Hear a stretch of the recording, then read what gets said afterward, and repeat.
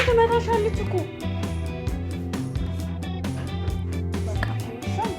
እሺ ነው እዚህ ጋር የምታችሽ።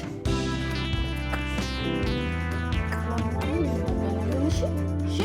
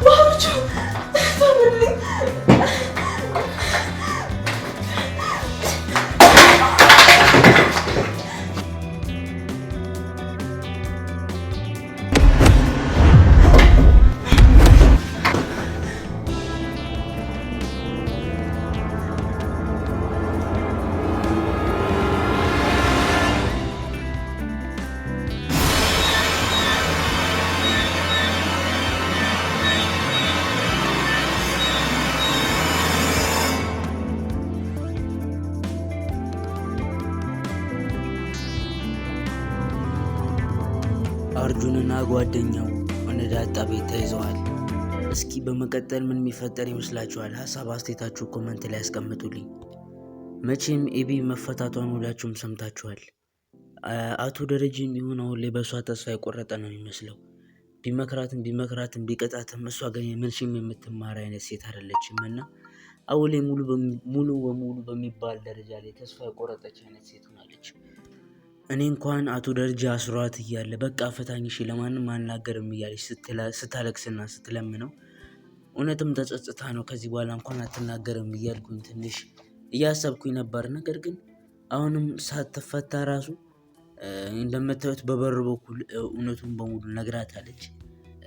ዳጣ የሰላም ልጅ እንደሆነች ነግራታለች።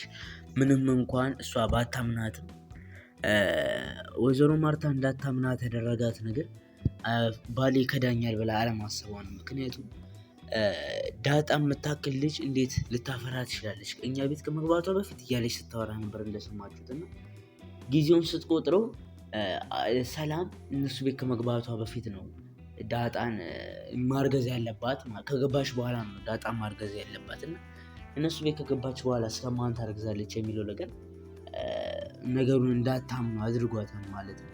ጭራሽም ልትጠራጠር አልፈለገችም። በባሏ ሙሉ እምነት አላት።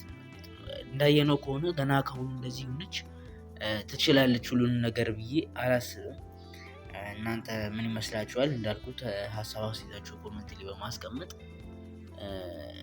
ግለጹልን ማለት ነው።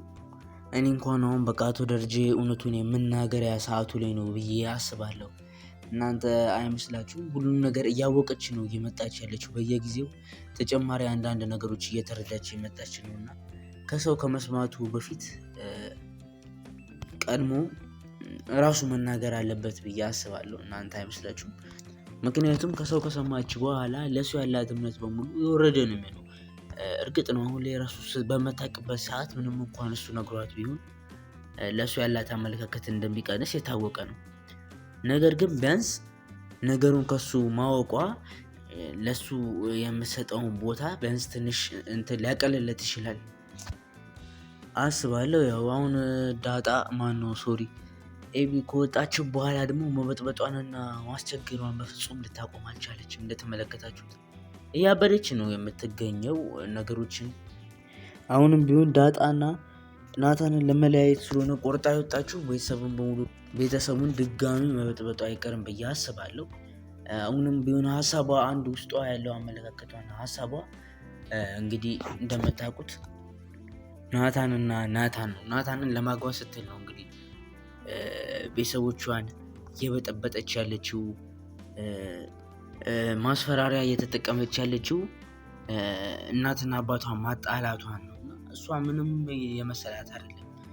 ነገሩ ከታወቀ እሷ ሁለቱ እንደሚለያዩ ማለትም በጣም ከባድ የሆነ ጥል እንደሚፈጠር በሁለቱ መካከል ታውቃለች። ግን ይህን ያለ እሷ ግድ እየሰጣት አይደለም። እሷ በቃ የሚታያት ነገር ከናታን ጋር መሆን ብቻ ነው። እና ያ ደግሞ አንዱ ቤተሰቡን እንድትበጠበጥ ያደረጋት ምክንያት ነው ብዬ አስባለሁ። ደረጀ ደጋግሞ ነግሯታል።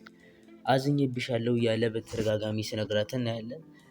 ምክንያቱን እየነገራት ነው። ለምን ትናገሪያለሽ እያለ፣ እንዴት ታስፈራሪያለሽ እያለ ብዙ ነገር ነግሯታል። ግን እሷ አሁን ቢሆን ጥፋትሽ እንዲህ ነው ብለህ ንገረኝ ከማለት ውጭ ምንም ትክክለኛ መልስ ልትመልስለት አልቻለችም። ለማንኛውም በጣም ብዙ ነገሮች እየተፈጠሩ ነው ያለችው። እስኪ አሁን ከድራማው ላይ እኛ የምንደግፈው አቶ ደረጀን ነው የምትሉ አንድ ቁጥርን የጻፋችሁ አስተያየታችሁን ንገሩን። አቶ ደረጀ ከባድ ሁኔታ ውስጥ ነው ያለው፣ እሱ ማለፍ ይችላል ወይም ደግሞ የሚችለውን እየሞከረ ያለው አቶ ደረጀ ነው ጥሩ ስራ እየሰራ ያለው የምትሉ አንድን አስቀምጡ። ወይዘሮ ማርቲ የምትሉ ደግሞ ሁለትን አስቀምጡ። እሷ ደግናት የምትሉ ሁለትን አስቀምጡ። ናታንን የምትሉ ደግሞ እንግዲህ በተሻለው አቅም ደረጀን እየረዳሉ ይታወቃል፣ 3ን አስቀምጡ። ናታንን የምትሉ